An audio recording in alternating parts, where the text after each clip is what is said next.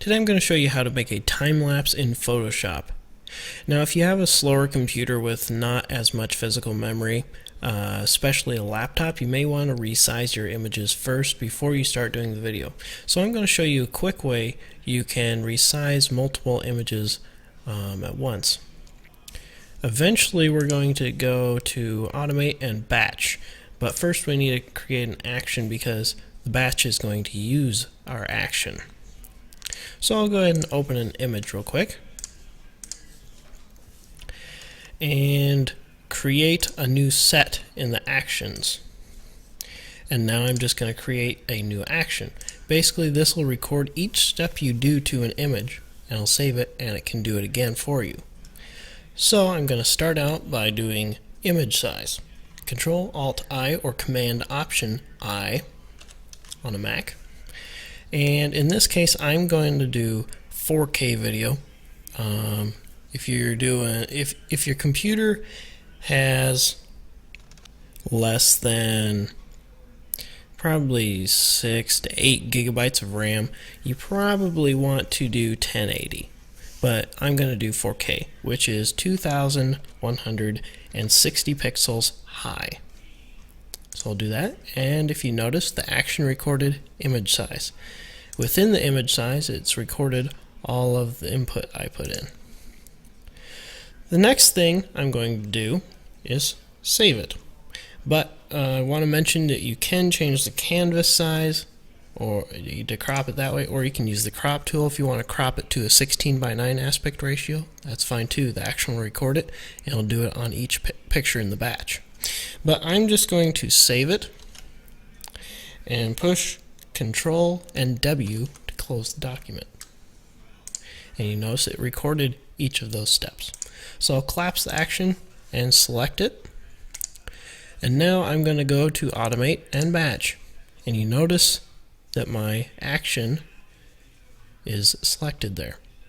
So now I'll just select the folder I want it to use, push OK, and I'll bring in the picture, resize, save, close.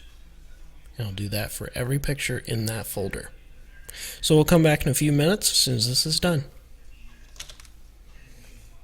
Okay, now that Photoshop has kindly resized all the pictures for us, we can go ahead and start with the video. Go to File, Scripts, and load files into Stack. Go ahead and browse for the folder they're in. Push Control and A or Command and A on a Mac. That'll select all your pictures. I want to also point out that you can use Shift if you just want to select a certain group of pictures. You select the first image, hold Shift, and you go to the end point that you want to select, and it'll select everywhere in between. But I'm just going to select all the pictures in the folder. There's 150 here. Within a few seconds you'll see the file names pop up right here. Once it does, you push OK. And you'll notice it'll load all the files into the stack for you.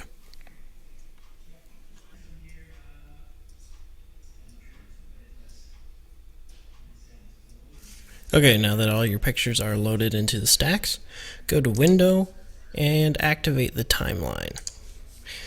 Now select all of the images by pushing Control Alt and A or Command Option and A on a Mac. And you want to create video timeline.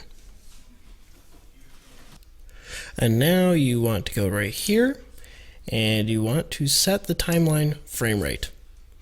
I'm going to use 24 frames per second. Since my interval in between each picture here was 25 seconds, it's going to go by pretty fast, so I don't need to do 30 or 60 frames a second, anything like that. So I'm just going to use 24 frames per second. Hit OK. The next thing you need to do is convert the frames in, actually convert the clips into frames. So now you'll notice it's got a video group for each layer. So what you want to do now is come over here and new video group from the clips. Now they're all in one video group. There's one problem though. Your files are going to play backwards. So to deal with that, you want to go ahead and select all of your images hold Control and deselect video group. Go up to Layers, Arrange, and Reverse. And now everything's good. Okay, and one final thing, you need to export your video. Go to File, Export, and Render Video. You can also find Render Video right here, or right down here. Either way, you just open the Render dialog. And I'm just going to set the size to document size, the frame rate to the document frame rate, high quality H.264 Adobe Media Encoder. I've already got my folder set that I want to, and I'll just name this time lapse. And I'll render video. As soon as this is done, you've created your time lapse. Thanks for watching. Hope you enjoyed the video. Like and subscribe.